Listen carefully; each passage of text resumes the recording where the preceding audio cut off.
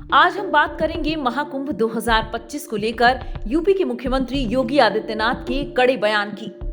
महाकुंभ के आयोजन पर सवाल उठाने वालों को योगी आदित्यनाथ ने जमकर लताड़ लगाई है।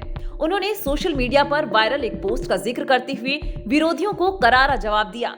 उत्तर प्रदेश के मुख्यमंत्री योगी आदित्यनाथ ने महाकुंभ 2025 पर सवाल उठाने वालों की कड़ी आलोचना की है। उन्होंने एक सोशल मीडिया पोस्ट का जिक्र करते हुए कहा कि सोशल मीडिया हैंडल पर एक बहुत ही अच्छी बात लिखी गई है। इसमें एक शख्स ने महाकुंभ का विरोध करने वालों पर सटीक टिप्पणी की है। उसने कहा, कुंभ में जिसने जो तलाशा उसे वही मिला। गिद्धों को केवल लाश मिली, सुअरों को गंदगी मिली, संवेदनशील लोगों को रिश्तों की खूबसूरती मिली, आस्था वालों को पुण्य मिला, सज्जनों को सज्जनता मिली, गरीबों को रोजगार मिला, अमीरों को धंधा मिला, श्रद्धालुओं को साफ सुथरी व्यवस्था मिली, पर्यटकों को अव्यवस्था मिली, सद्भावना रखने वालों को जाति रहित व्यवस्था मिली और भक्तों को भगवान मिले।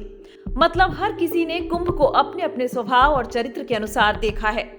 मुख्यमंत्री योगी आदित्यनाथ ने समाजवादी पार्टी के उस आरोप का भी जवाब दिया जिसमें कहा गया था कि जाति विशेष के व्यक्ति को कुंभ में जाने से रोका गया।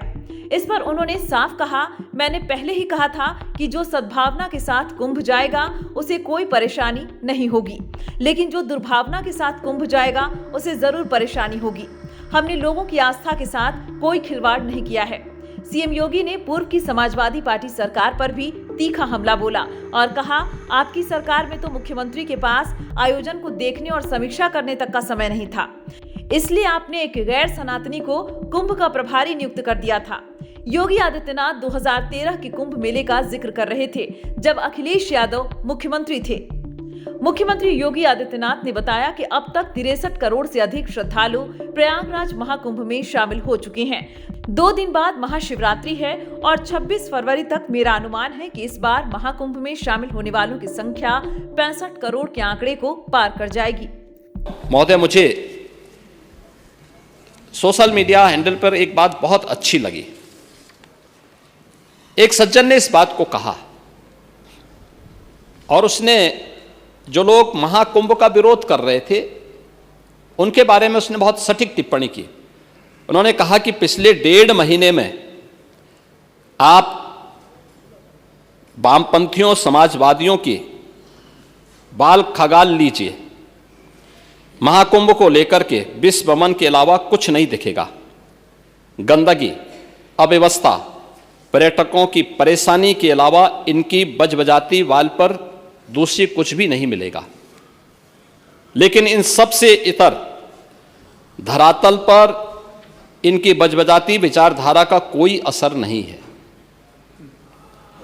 हज के दौरान अव्यवस्था से होने वाली सैकड़ों मौतों पर चुप्पी साध जाने वाले भारत के वामपंथी सेकुलर स्कॉलर महाकुंभ की भव्यता पर उल्टी करते नजर आए हैं।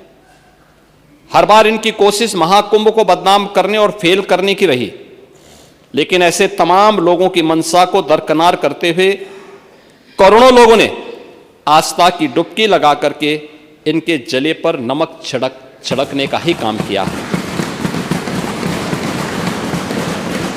उन्होंने आगे लिखा है कि महाकुंभ के दौरान दुखद हादसा हुआ, इसके बाद भी आस्था और विश्वास तमाम परेशानियों पर भारी पड़ी।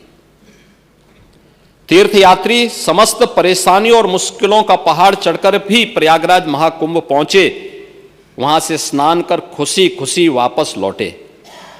रिश्तों के जटिल समीकरण का परिभाषा गढ़ता महाकुंभ अब समारोह की ओर है, लेकिन यहां से निकला संदेश हर सनातन के मन में अमिट छाप छोड़ गया है, जो वर्षों तक लोगों की बदकही और कहानियों में जीवंत रहेगा।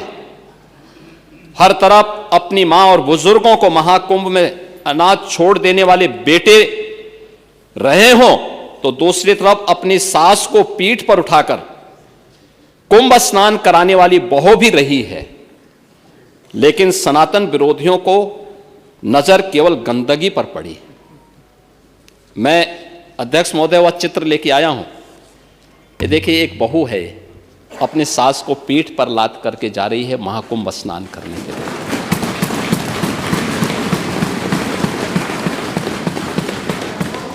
यही नहीं, यही नहीं, आगे एक और बात कहते हैं, किसी ने सच कहा कि महाकुंभ में जिसने जो तलाशा उसको वह मिला, गिद्धों को केवल लाश मिली, सूअरों को गंदगी मिली, संवेदनशील लोगों को रिश्तों की खूबसूरत तस्वीर मिली, आस्थावानों को पुण्य मिला, सज्जनों को सज्जनता मिली, गरीबों को रोजगार मिला, अमीरों को धंधा मिला, श्रद्धालुओं को साफ सुथरी व्यवस्था मिली, पर्यटकों को अव्यवस्था मिली, सद्भावना वाले लोगों को जाति रहित व्यवस्था मिली, भक्तों को भगवान मिले। मतलब सबने अपने स्वभाव और चरित्र के अनुसार चीजों को देखा है। एक ही घाट पर सभी जातीय वर्ग के तीर्थयात्री स्नानार्थी बिना किसी भेदभाव के नहाते रहे। सनातन की सुंदरता आखिर समाजवादी और वामपंथियों को कैसे नजर आएगी, लेकिन इनके द्वारा लगातार किए जाने वाले प्रश्न इनकी नियत को ही संदेह के दायरे में खड़ी करती है।